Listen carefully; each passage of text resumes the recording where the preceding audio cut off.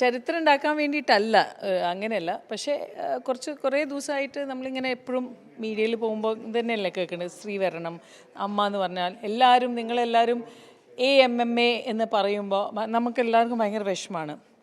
നമ്മളെ സംബന്ധിച്ച് ഇത് അമ്മ ആണ്. അപ്പോൾ officially here I am the അമ്മ.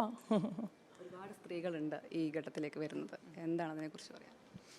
ഏത് നമ്മളുടെ തലപ്പത്തേക്കും അല്ലാതെ ജനറൽ സെക്രട്ടറി സ്ഥാനത്തേക്കൊക്കെ സ്ത്രീകളാണ്. അവരെല്ലാവരും ഭയങ്കര ഫൈറ്റേഴ്സാണ്. ഒബ്വിയസ്ലി ഈ എലക്ഷൻ വാസ് ഭയങ്കര ഡിഫിക്കൽട്ട് എലക്ഷൻ ആയിരുന്നു. എല്ലാവരും മത്സരിച്ച് ജയിച്ച ആൾക്കാരാണ്.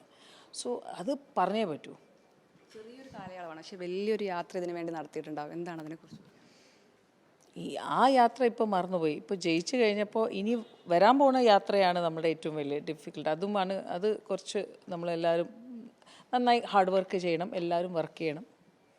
എന്തെങ്കിലും മനസ്സിലിപ്പോഴുണ്ടോ സംഘടന എങ്ങനെ നയിക്കാമെന്നതിനെ കുറിച്ച്?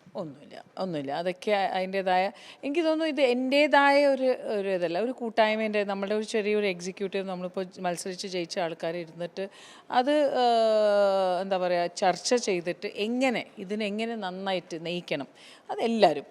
നമ്മൾ ഒരു സ്ഥാനം മാത്രമായിട്ട് ഞാൻ ഒരു സംഭവമാണെന്ന് പറഞ്ഞിട്ട് ഇരിക്കുന്ന ആൾക്കാരല്ല എല്ലാവരും. ബിക്കോസ് എന്താ പറയുക, ഒരു ജനറേഷൻ ആൾക്കാരായതുകൊണ്ട് we can all communicate. So yes, നമ്മളെല്ലാവരും ഹാർഡ് വർക്ക് ചെയ്യാൻ റെഡിയാണ്. ഇപ്പോൾ അമ്മയിൽ സ്ത്രീകൾ നേരിടുന്ന ഒരുപാട് വിഷയങ്ങളുണ്ട്, പല തവണയായത് ഉയർന്നു വന്നതാണ്. ശ്വേതയ്ക്ക് അതിൽ എന്ത് മാറ്റമാണ് കൊണ്ടുവരാൻ കഴിയുക ഈ ഘട്ടത്തിൽ പറയാം? ഞാൻ എന്നും പറയണത്, ഒരാൾ മാറ്റാൻ ശ്രമിച്ചാലും നമ്മൾക്ക് മാറ്റം വേണോ എന്ന് നമുക്ക് അറിയണം. അത് ഭയങ്കര ഇമ്പോർട്ടൻ്റ് ആണ്. ഒരു സ്ത്രീ ഡിസൈഡ് ചെയ്യണം എനിക്ക് എന്ത് വേണം എന്ന്. അപ്പം ഞാൻ എന്ത് തന്നാലും നിങ്ങൾക്ക് അത് നിങ്ങൾ എടുത്തില്ലെങ്കിൽ പിന്നെ എനിക്കതൊരു ഇതല്ലേ. So that is what I feel as a woman we have to fight our own ബാറ്റിൽ.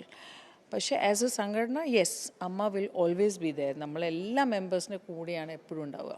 അമ്മയിൽ ജനാധിപത്യം പുലർന്നു എന്നാണ് താരങ്ങളൊക്കെ പ്രതികരിച്ചത്, അങ്ങനെ തോന്നുന്നു? ഒബ്വിയസ്ലി. പിന്നെ ഇത് വേണോ എന്നൊക്കെ ചില ആൾക്കാർ വിചാരിക്കുന്നുണ്ട്. അതും കറക്റ്റാണ്. നമ്മളുടെ ഇടയിൽ മത്സരം വേണോ, ബിക്കോസ് നമ്മൾ അങ്ങോട്ടും ഇങ്ങോട്ടും അറിയുന്ന ആൾക്കാരാണ്. പക്ഷേ ഒരു 506 ആൾക്കാരെ നയിക്കണമെങ്കിൽ ചില ഒരു ടീം വേണ്ടേ.